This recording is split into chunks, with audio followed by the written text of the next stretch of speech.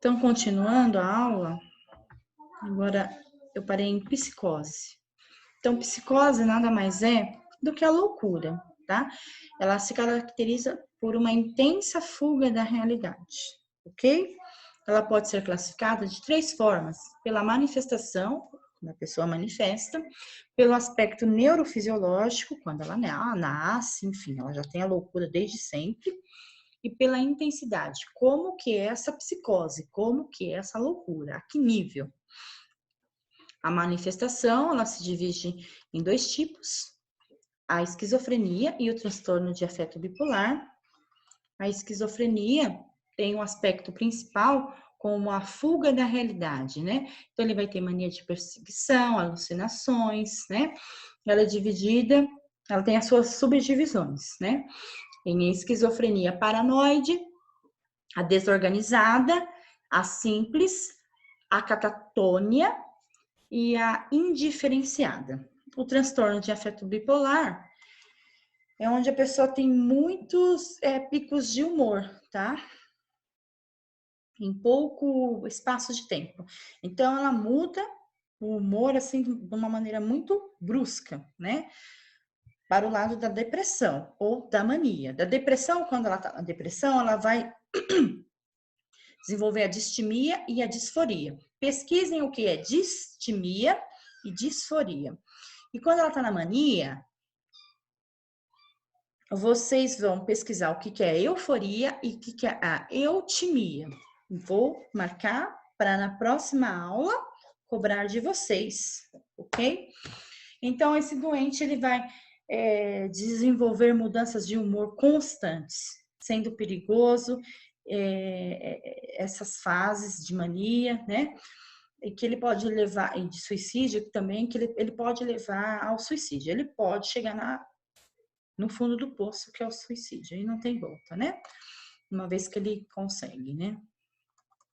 O aspecto neurofisiológico vai incluir a parte funcional, orgânica, de intensidade aguda e a crônica. Então, voltando, a funcional é que ele vai agir no funcionamento do aparelho psíquico e suas ligações. A orgânica, ou seja, na função. A orgânica tem uma característica de mudanças ocorridas na química do cérebro ou de mudanças fisiológicas e estruturais. A intensidade é o que entendemos por agressividade e impulsividade do doente, tá? Então, essa intensidade ele vai desenvolver na fase aguda e na fase crônica, que é o surto, né? Na aguda é o surto, que ele vai ficar violento, ele vai ficar impulsivo, ele vai ficar fora da realidade, tá? Ele vai oferecer risco para ele e para quem estiver perto dele, ou até mesmo para um patrimônio, né? Se ele mora numa casa, se ele está internado no hospital, em qualquer local que é um patrimônio, tá? Crônico é a fase de relaxamento do doente, onde ele está fora da realidade, mas não põe em risco a vida dele e de outros, tá? Esse estágio é permanente em caso onde não há cura, então ele é crônico. A esquizofrenia é uma doença mental crônica que se manifesta na adolescência e tem início da idade adulta, tá? Então, os adolescentes podem sofrer esquizofrenia e se tornar adultos esquizofrênicos. Então, tem um dado aqui de frequência, em geral, de 1 para 100 pessoas, né, vai ter esquizofrenia, havendo cerca de 40 casos novos para 100 mil habitantes por ano. No Brasil, estima-se que cerca de 1,6 milhões de esquizofrênicos, né? A cada ano, cerca de 50 mil pessoas manifestam a doença pela primeira vez. Ela atinge em igual proporção homens e mulheres. Em geral, inicia-se mais cedo no homem, por volta de 20 e 25 anos de idade, e na mulher entre 25 a 30 anos, ok? Os sintomas. A esquizofrenia apresenta várias manifestações afetando diversas áreas do funcionamento psíquico. Então, vamos ter delírios, sintomas, alucinações, alteração de pensamento, alterações de afetividade, diminuição da motivação, ok? As causas da esquizofrenia. Não se sabe as causas da esquizofrenia. A hereditariedade tem uma importância relativa, né? Sabe-se que o parente de primeiro grau, que é esquizofrênico, tem chance maior de desenvolver a doença do que a pessoa em geral, do que pessoas em geral, tá?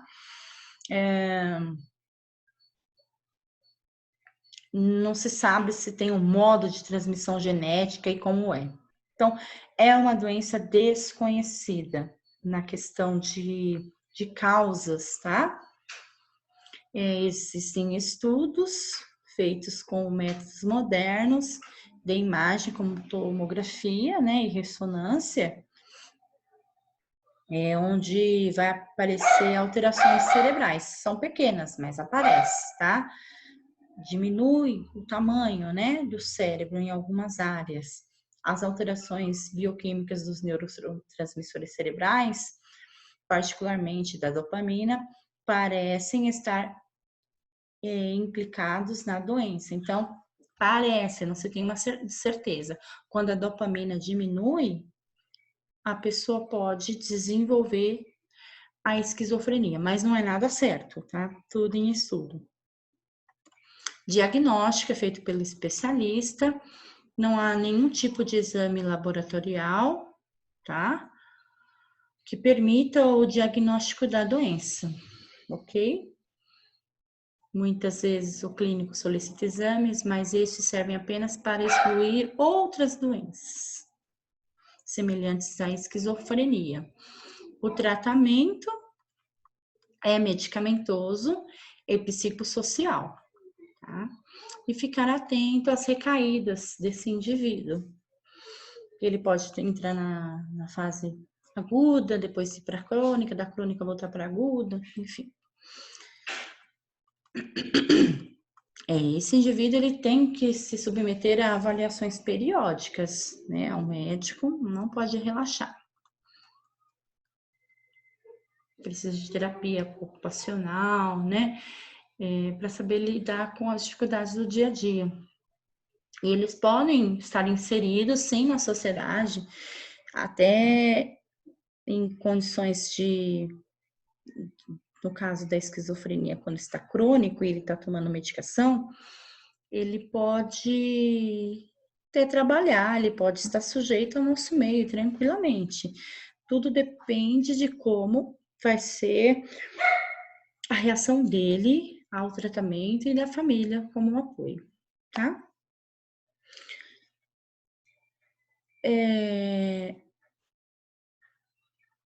Transtorno afetivo bipolar. É denominado até bem pouco tempo, meu rosto está inchando, mas eu vou continuar, eu estou com processo alérgico. O transtorno afetivo bipolar era denominado até pouco tempo de psicose maníaco-depressiva, tá? Com a mudança de nome, esse transtorno deixou de ser considerado uma perturbação psicótica para ser considerado uma perturbação afetiva. Afetiva, tá? Transtorno afetivo bipolar.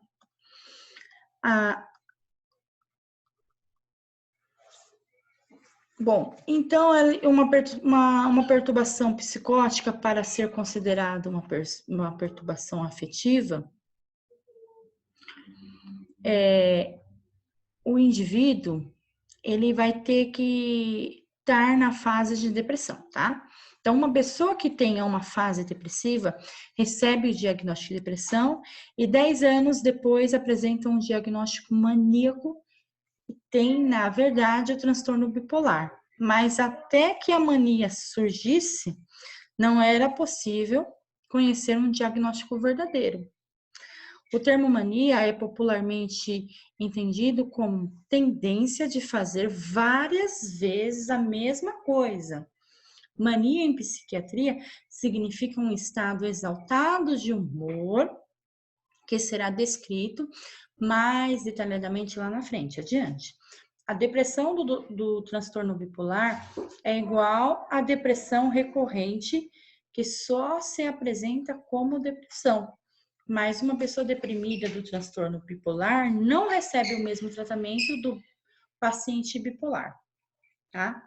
Então, o paciente bipolar recebe o transtorno afetivo bipolar recebe outro, ok?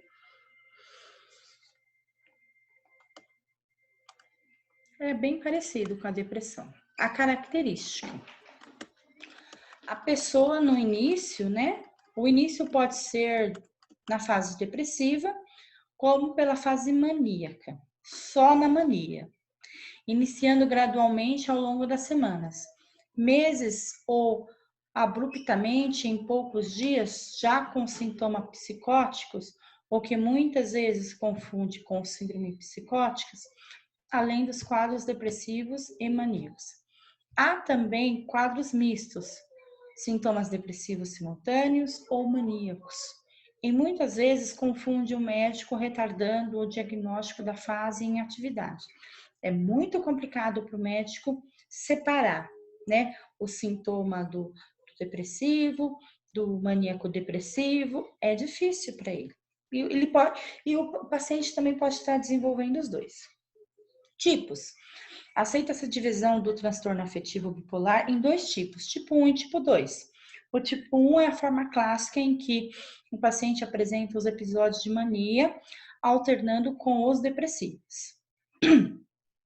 As fases maníacas não precisam necessariamente ser seguidas por fases depressivas, nem as depressivas por manias, tá? Então, ele pode ter as duas, mas não precisa ser em sequência.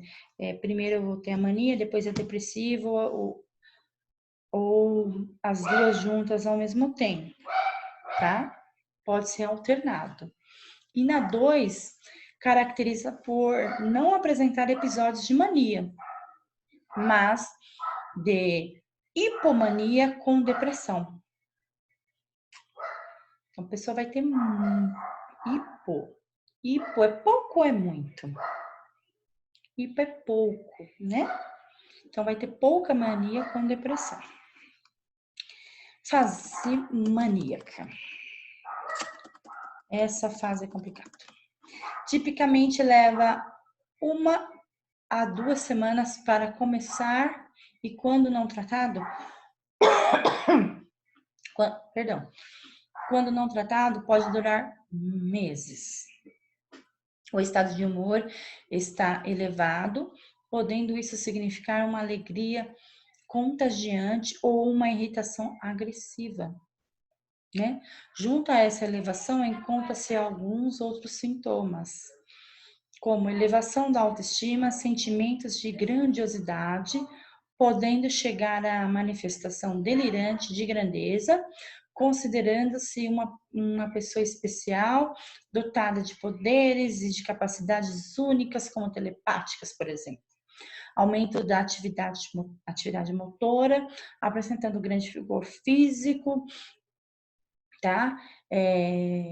Apesar disso, com uma diminuição da necessidade de sono, dorme pouco, o paciente apresenta também forte pressão para falar ininterruptamente, tá? Ele tem esse problema.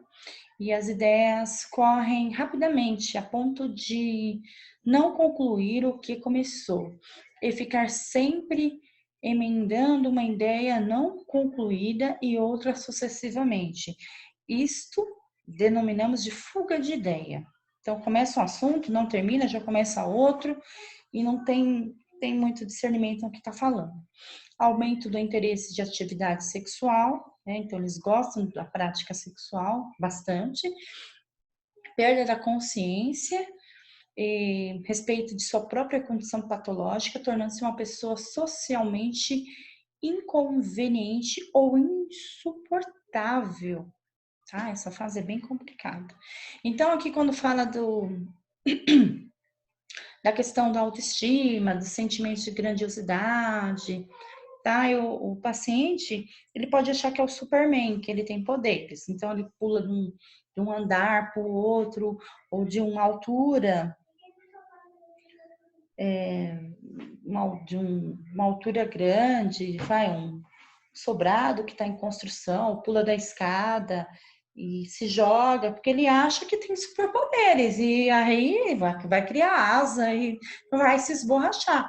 E na maioria das vezes não morre, não, viu? Fica vivinho, só quebra alguma coisa, luxa. E aí ele fala, na boa, fala, ó, eu tô com coceira porque eu tô no processo alérgico. Eu gosto disso, eu me acho ótimo, nossa, isso é muito legal. Enfim, para ele é normal, tudo bem, tudo ok, tá? Começa a querer ler sua mente. Quando vocês forem lidar com um paciente assim, vocês vão lembrar dessa aula. Tem muitos pacientes assim, tá bom? Geralmente eles podem ter internado na clínica médica cirúrgica, porque quebrou alguma perna, tá? Mas tem problemas mentais. Sintomas do maníaco, né? Sentimentos de estar no topo do mundo, tá?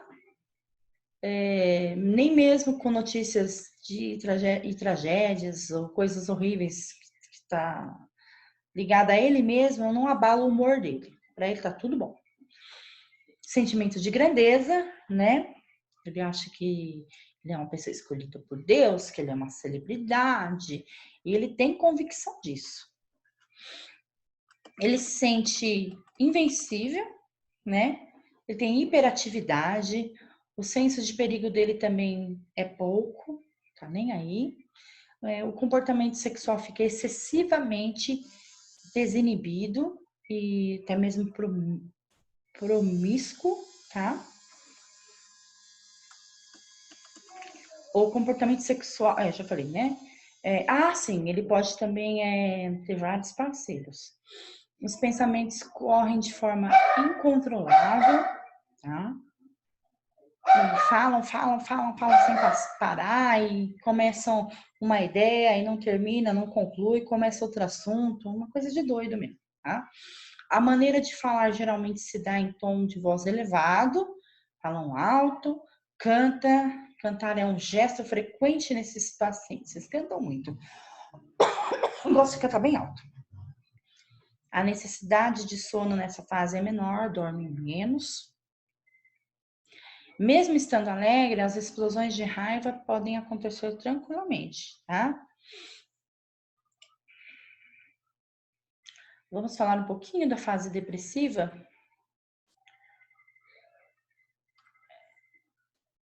Só da fase depressiva eu paro. Na fase depressiva, ocorre o oposto da fase maníaca. O paciente fica com sentimentos irrealistas de tristeza, desespero e a autoestima baixa. Ele não se interessa pelo que costumava gostar ou dava prazer para ele, tá? Também tem dificuldades para dormir, mas sente falta do sono e tende a permanecer na cama por várias horas, mas não dorme. O começo do dia, né, costuma ser pior. E a parte do dia para os deprimidos, porque terão um longo dia pela frente. Então, eles não gostam do dia. Eles apresentam dificuldades em concentrar-se no que faz, né? Da mesma forma, a memória também fica prejudicada.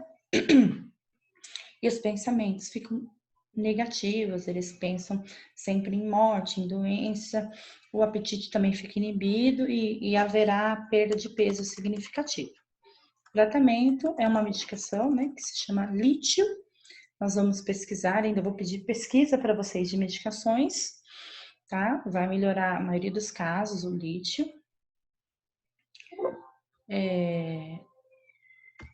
E na fase mais intensa, pode ser abordado os antipsicóticos também, tá? Quando há sintomas psicóticos, é quase que obrigatório o uso de antipsicóticos, né? Nas depressões resistentes, pode-se usar-se com muita cautela os antidepressivos, tá? Então, eu vou encerrar por aqui a segunda aula e na terceira aula eu vou partir para a epilepsia.